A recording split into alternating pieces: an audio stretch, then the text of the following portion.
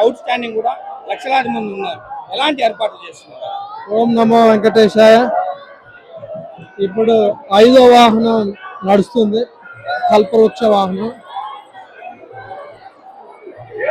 అంటే కోరుకున్న కోరికలన్నీ నెరవేరుతాయని అర్థం స్వామివారిని చూస్తే.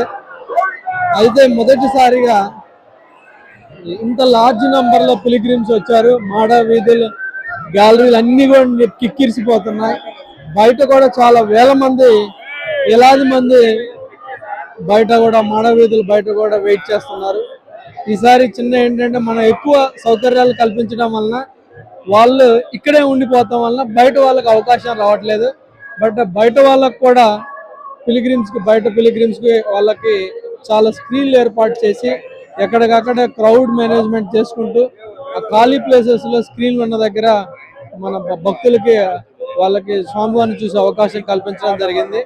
మాడ వీధుల్లో అన్ని చోట్ల కూడా అన్ని రకాలైన సౌకర్యాలు ఏర్పాటు చేయడం జరిగింది.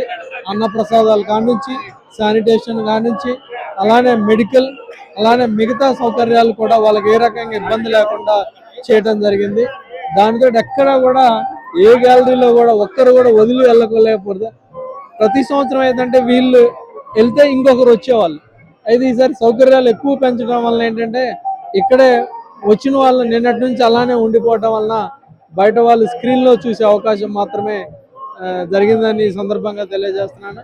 బట్ మొదటిసారిగా ఇంత పెద్ద మొత్తంలో, ఎందుకంటే మనం గరుడ వాహనానికి మాత్రమే చూడగలం బ్రహ్మోత్సవాల్లో.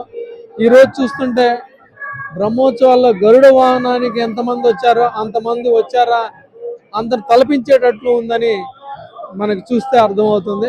బట్ ఎక్కడా కూడా ఆఫీసర్స్ కానీ, పోలీస్ కానీ, విజిలెన్స్ వాళ్ళు కానీ అందరూ కూడా శ్రీవారి సేవలు కూడా అందరూ కూడా కోఆర్డినేషన్ చేస్తూ ఎక్కడ ఏ ఇబ్బంది లేకుండా అన్ని గ్యాలరీలో పిలిగ్రిమ్ సాటిస్ఫాక్షన్ లెవెల్ కూడా చాలా బాగుంది. అందరూ కూడా చాలా బాగుందని ఇప్పటికే చెప్పడం జరిగింది.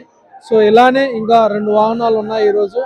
అవి కూడా చాలా దిగ్విజయవంతంగా భక్తులకు చూపించి స్వామివారి కృపా కటాక్షానికి అందరు భక్తులు కూడా లోనవుతారని ఆశిస్తున్నాను. ఓం నమో వెంకటేశ్వర. ఉదయం నుంచి కూడా మీరు భక్తుల్లో మమేకమై నిరంతరం భక్తుల్లో తిరుగుతూ వాళ్ళ ఫీడ్బ్యాక్ తీసుకుంటున్నారు. ఒకవేళ వాహన సేవలో దర్శనానికి కావచ్చు, స్వామివారి మూల విరాట్ దర్శనానికి కావచ్చు, ఎన్నడూ లేని విధంగా క్యూ లైన్లు ఎక్కించిపోయి ఉన్నాయి.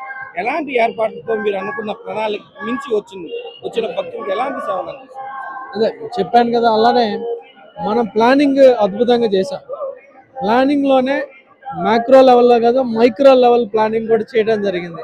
అంటే ఒక గ్యాలరీలో కూడా ఎలా చేయొచ్చు, ఒక గ్యాలరీలో ఎంతమందిని ఆఫీసర్స్ని డిప్లాయ్ చేయాలి, అలానే ఒక గ్యాలరీ వైజ్ అన్నదానం ఎలా చేయాలి, అలానే ఒక వీధి వైజ్ మాడా వీధి వైజ్ అన్నదానం ఎలా చేయాలి, ఎన్ని వెహికల్స్ పెట్టాలి, ఏ వెహికల్స్ ఎటువైపు నుంచి రావాలి, ఏ వెహికల్ ఎటువైపు నుంచి ఎగ్జిట్ చేయాలి, అలానే అయిపోయిన వాటిని హెల్త్ వెహికల్స్ ఎటువైపు నుంచి ఎలా తీసుకోవాలి, వాహనం మధ్య ఉన్న 1 అవర్లో ఈ రకమైన అన్ని కార్యక్రమాలు కూడా సేవలకు సంబంధించిన అన్ని లాజిస్టిక్స్ కూడా ఎప్పటికప్పుడే చేయటం జరిగింది.